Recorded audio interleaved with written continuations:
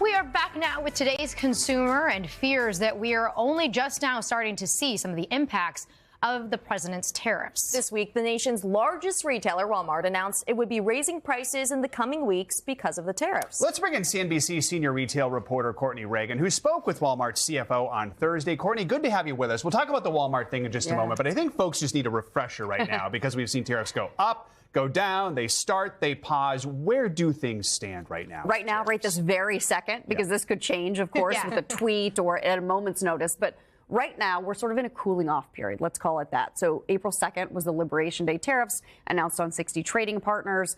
Those have been basically put on pause for 90 days. So now we're sitting at a 10% universal tariff.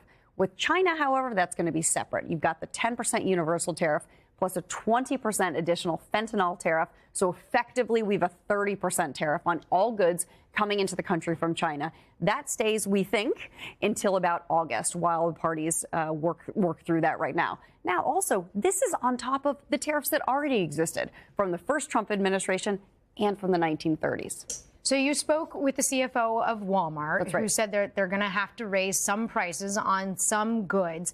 What do shoppers do right now? Like, should we be hoarding certain goods? How do people plan? There's a lot of questions. I think a lot of retailers are also wondering, how do we plan? And so what Walmart's chief financial officer, John David Rainey, said is, look, the administration has made some progress, but it's still too high, the rates that we're looking at right now. They're going to do what they can to mitigate tariffs, to work with their trading partners, maybe change out some features of products, maybe what they're made of, so they're potentially less expensive from a cost standpoint. But they are going to have to pass along price increases to some degree, likely in the next week, maybe the week after. And what's going to be tricky is we don't know exactly which products will see prices increase. Because if you're a retailer that has a portfolio of goods, let's say you've got a signature $5 T-shirt.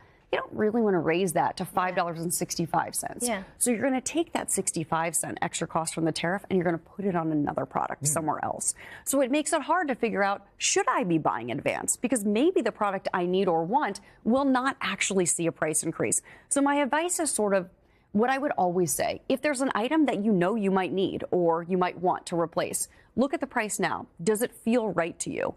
I would be nervous about telling you to go out and buy a lot of things because we could see trade deals happen like that tomorrow, and then maybe you ultimately did overpay.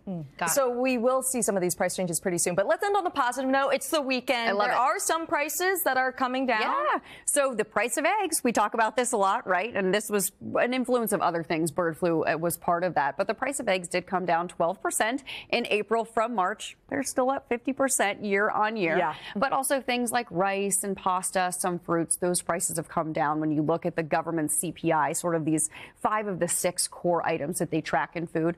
Those prices have come down. All right, we'll take it. Courtney, thank you. Thank you. Hey, thanks for watching. And don't forget, you can catch the Today Show every morning on NBC or take Today when you're on the go. Just follow the Today podcast on Apple Podcasts, Spotify, or wherever you listen.